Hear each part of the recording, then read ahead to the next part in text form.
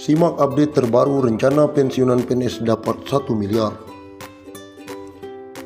Menteri Pendayagunaan Aparatur Negara dan Reformasi Birokrasi Cahyokumolo mengemukakan pemerintah memutuskan untuk menunda lebih lanjut pembahasan skema dana pensiunan PNS yang akan diterapkan dengan jumlah iuran pasti atau pilih pundit pada tahun 2021 ini.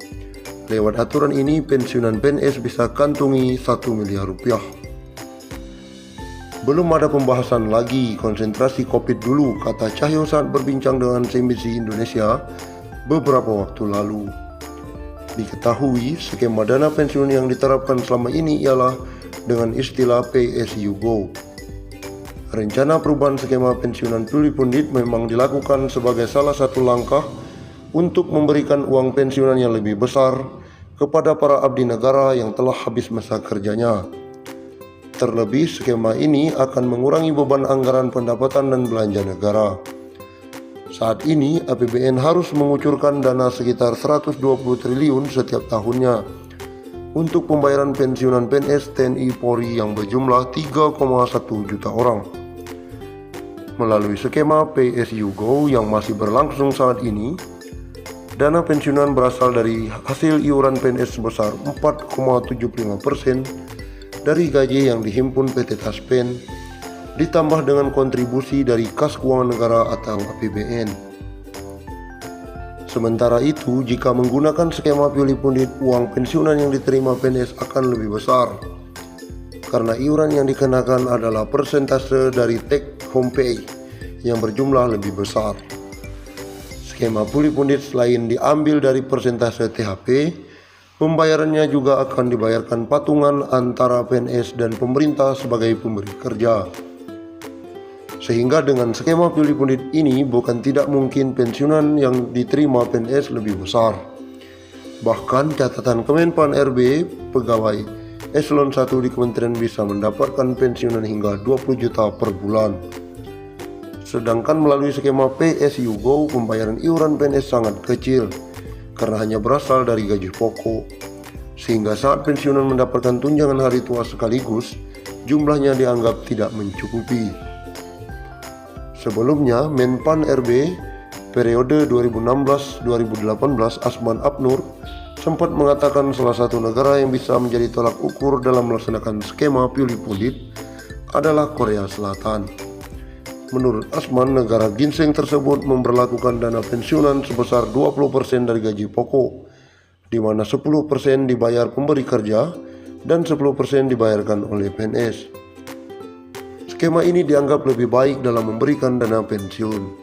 Sebagai contoh, uang pensiun yang diterima PNS Korea Selatan mencapai 4.000 US dollar per bulan, sementara pensiunan yang diterima 350 US dollar per bulan. Tapi catat, mereka bukan memotong gaji, tapi masing-masing pemberi kerja atau pemberi kerja membayar iuran. Akumulasi semua total yang dicadangkan akan dikembalikan saat pensiun, ujarnya kala itu. Lalu, apakah rencana perombakan skema pensiun tersebut akan dilakukan tahun depan? Hingga saat ini belum ada keterangan secara lebih lanjut terkait dengan hal tersebut.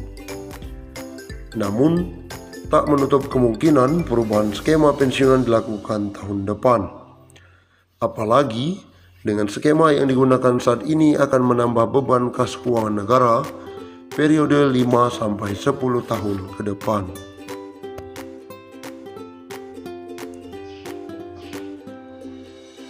Asabri Taspen borong saham, ini syarat Sri Mulyani. Kejahatan kasus korupsi yang mencapai 22,78 triliun pada perusahaan pengelolaan dana pensiunan, TNI Polri dan PNS Kementerian Pertahanan PT Asabri Persero membuat Menteri Sri Mulyani mengeluarkan aturan khusus investasi dana pensiun.